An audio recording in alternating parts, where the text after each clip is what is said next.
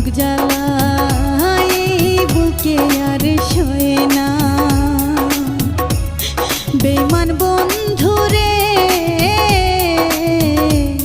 নরক জ্বালা এই বুকে আর সয়ে